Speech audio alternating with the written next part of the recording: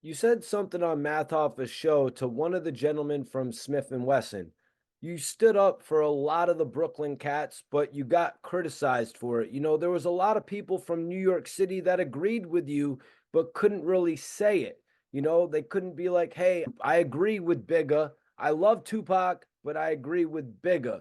There were a lot of people who were afraid to do that, but you were forced to kind of question it. Can you tell me why you were so passionate about that? I was one of the guys. I was one of the guys. That's my prime time. At the time when that song came out, I was approximately about 18 years old. And I remember the day that, first of all, let's get this straight. I love Tupac, and that was something that had always been to this day that I deal with. People think that I have a hatred for Tupac or hate for Tupac. Not at all. I love Tupac. I feel he's my kindred brother. I feel that if he was here today, right now, he would be here sitting with the bigger picture. Um, so with that being said, um, I remember the day that I came up on the corner on 139th Street, and the guys used to drive by. I mean, not drive by, walk by with the shopping carts with the big radios and playing music and stuff like that. And someone was coming down playing the music, and they had this song on, and the beat was impeccable. I'd never forget hearing that beat. And all of us ran around the radio to hear it, and it was the Tupac song, "This and Biggie," and I remember hearing it was all, we was all surrounded listening to it, and then he started saying things that just had New York name in it, and that was more so hurtful. You know what I'm saying? Because Tupac was born in Harlem Hospital, which actually is a few blocks away from me. He grew up in the Bronx, where my queen is from. We all loved Tupac. We all respected him. And it was a more hurtful thing that, like, why are you mentioning New York name?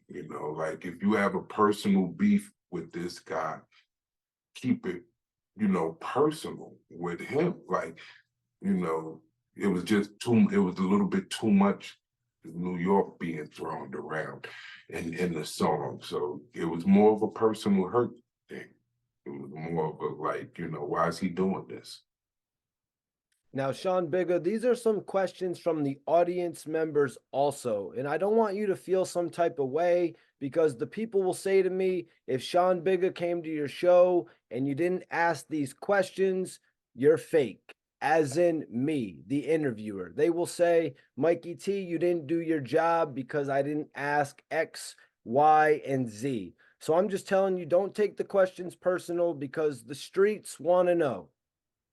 You I know, wouldn't take anything personal. If you ask me a question I don't want to answer, I would just say, no, I'm not going to answer, move on. But go ahead. you get blamed for sidetracking a lot or sideline in an interview. You get some criticism because people will say, Bigga is taking control of this interview. The questions you ask are powerful. Are you aware that you have this ability to trigger reactions from people? No, it wasn't. I never started out like that. I never started out to sidetrack any interview or anything like that. If people watch me and stay up with me, they would know I'm mainly quiet person. On the previous platform that I was on, I would stay quiet maybe about 80% of the time. But at the same time, me being quiet and me not speaking, I can't be a part of something that I feel that is not showing truth, and I can't be a part of something that I feel that is spreading falsehoods or narratives that might hurt people, and so I have to, at a certain point, interject and state how I feel. This is how I feel about this situation. This is, where I come from with this situation. And that just happened to become something big with people, but it wasn't like a plan of mine or anything like that. It's just, I just can't sit there the whole time quiet and hear something that I know that's off and that's actually detrimental to people. Like I said, you're the type of guy that sticks to his guns. You don't backtrack what you say and how you feel. You're an old school cat from what, and it's like what you see is what you get. But it's also the reason people are like, yo, this is Math Hoffa's show. Let Math Hoffa do the interview, Bigga. Do you feel like you maybe disrupted the norm of what my expert opinion was? Yeah, I did.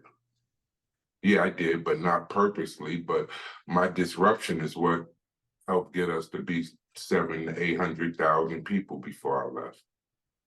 So I think people actually, took to what I had to say. People, took to me standing, on my square and, stating how I felt. People actually was attracted to that. So I believe that's something that helped us. It wasn't something that was nobody like a yes man. You know what I'm saying? I'm not a yes man. You know what I'm saying? I'm not going to sit there and just be a yes man. So, but people ultimately like that. People ultimately like to see something challenged, just like what you just said, Mikey. If you just sit there and be a yes man the whole time, people, say like you failed. What I'm saying? That's not what they want to see. If I hear artists come up there and glorify money, if I hear people come up there and glorify the streets and glorify a lifestyle that actually hurt us and hurt people, hurt God children, I spoke on it. What I'm saying? If I hear anything that needed to be spoke on that I felt from my heart, I let the spirit move me and I spoke on it. So I think actually that was beneficial to us as a platform. Could you tell me, how did you meet Math Hoffa? Like, is he your man from the streets, or do you know him from battle rapping? Like, could you explain your whole relationship? I don't want to go too much into Math Hoffa, but I will say this: I met Math Hoffa in Harlem, New York. He was a close friend of mine, like a brother to me. I have love for him to this day. I have no ill feelings towards him through it all. Things went left with me and the brother, which I've already explained on my platform, and I just want to leave that situation at that. He saw things his way. I saw it a different way, and all things work for the will of the Lord. Could you tell me how you actually ended up on the show, My Expert Opinion? He was my close friend.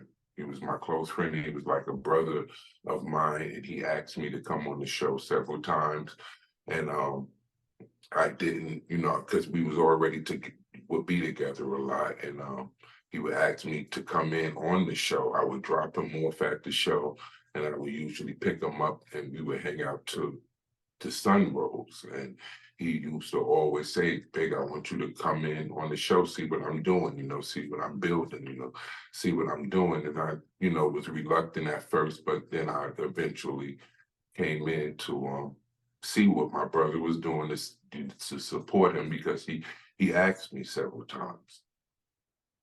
Can you tell me about having a different type of perspective, due to your wisdom at your age compared to them? Because y'all didn't always see eye to eye, and maybe it was because they are younger. So maybe they didn't catch the message at the moment, but as they grow older, will they? I think that is all right. So that's another force to it. I think that people don't understand. I don't know how old people think I am, but I'm only 3 years older than Math Hoffa. So, like, what was I doing 3 years before him? You know what I'm saying? I think people take the way I speak and the way I carry myself and think that I'm so much a gap. No, I'm 3 years older than Math Hoffa, maybe a couple years, or maybe actually the same age as Heineken. Me and Esso is the same age, so that's not correct. We was all the same age basically. All right, man. Well, I appreciate you clearing that up. Yeah, you know what I mean? I think some people do assume that you are actually his OG. No, you know what I'm saying? That was my brother. And still is my brother, always be my brother. Like I said, I love math, and in my heart, I hope he loves me. You know what I'm saying? Sometimes brothers don't see eye to eye, and sometimes they have differences, and they need to separate, from each other, for whatever reasons that be, But his children, like I said on Bag Few, his children are my nephews, and I will hope that he feel the same about mine. Money is a strange thing.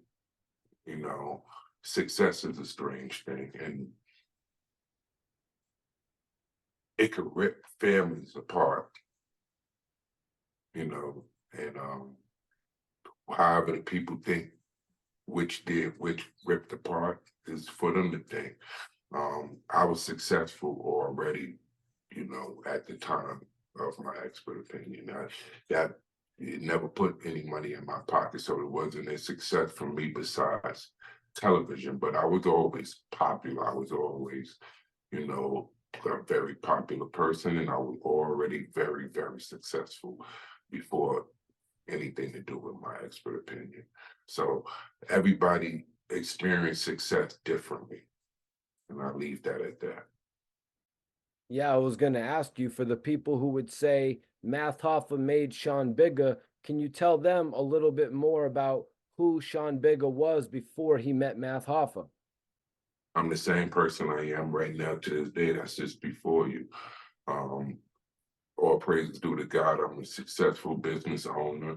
Um, I'm probably the top Black owned security company in the New York State area. Um, I also supply security all around, pretty much, all the United States that need to be, but I'm based out of New York, and I employed thousands of men, and to say like I just said, told you, I run a pretty good operation and been running it for 20 years now. All praises due to God. When Tony Yayo was on My Expert Opinion, did he get out of pocket with you? Because him and Math Hoffa were going crazy back and forth. Absolutely not. If you look at the interview completely, Tony Yayo said on the interview, I fucks with Bigga. Like out of all y'all, I fucks with Bigga. You know what I'm saying? So no, wasn't it wasn't a he wasn't directed at me. Whatever was going on that day it wasn't in my direction. But let's just say those guys was under my wing. They was under my protection. And if you're under my protection, Mikey T, and I take that personal somewhat. So I'm not going, it'd be hard for me to sit there and let someone punk you, and I not react. You know what I'm saying? But all shout outs to Tony Yayo. I have so much love for that brother. I expect him to be on my platform so me and him can have a one-on-one very soon. Salute Tony Yayo and Uncle Murder and the whole G unit. What do you think went wrong with the Tony Ayo interview? Because that was the talk of the internet after it happened. Like, why did it go so seemingly bad? I didn't think it went bad. I think it went actually good. But again, I wanted the brother to understand, let's not glorify the way we have lived, to the people. We are older now, let's talk about things that, are more relevant and more constructive to our culture, you know. And maybe I said it in an aggressive way, but I got love for Tony Yeager. I got love for those guys.